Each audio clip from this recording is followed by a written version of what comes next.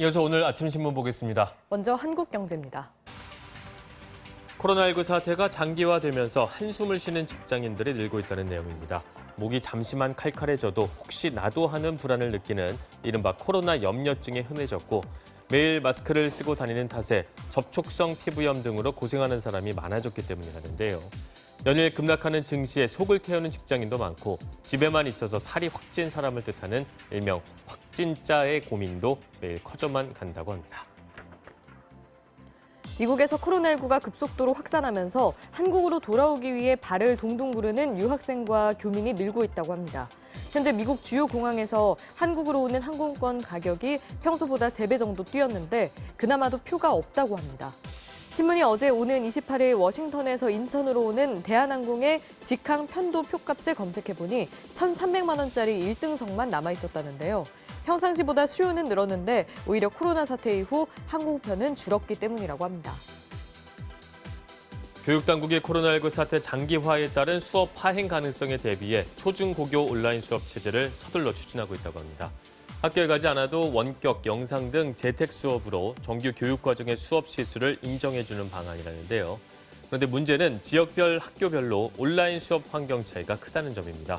스마트 기기 보급이나 온라인 플랫폼 서버 등과 관련한 정보기술 기반 격차가 존재하기 때문인데 이런 탓에 대학처럼 전국 단위로 일괄적인 온라인 수업이 진행되기 어려울 것이란 전망도 나온다고 합니다. 코로나19 사태로 파생된 국내 마스크 대란은 여전하죠. 그래서인지 최근엔 어렵게 사수한 마스크를 지켜내는 일이 중요해지고 있다고 합니다. 비대면 배송으로 택배 상자 분실 사례가 늘면서 상자 겉에 물품명을 지우는 사람이 많아지고 일부 온라인 커뮤니티는 마스크 관련 정보를 지키기 위해 신규 가입을 받지 않는다는데요. 마스크 판매 현황 등의 정보를 상부상조의 목적이 아닌 정보만 빼돌려 다른 곳에 공지하는 사례가 늘고 있기 때문이라고 합니다. 박사방을 비롯한 텔레그램 내 성착취 영상물 제작 유포 대여방인 엠번방 피해자를 향한 2차 가해가 버젓이 자행되고 있다는 내용입니다.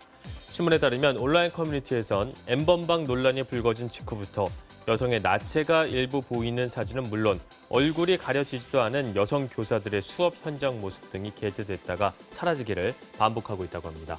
대부분 자신이 엠번방 등의 회원임을 인증하면서 자랑하듯 올린 게시글 이라는데요. 또 수사망을 피해서 해당 영상물을 1:1 방식으로 판매하겠다고 나서는 이들도 나타나고 있다고 합니다.